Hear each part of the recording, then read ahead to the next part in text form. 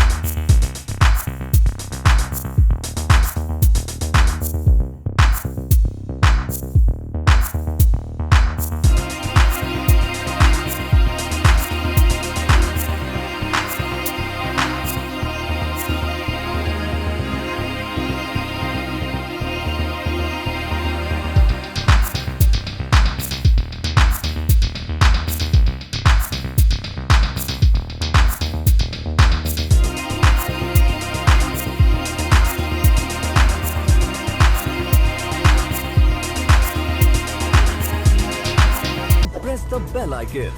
Never miss an update.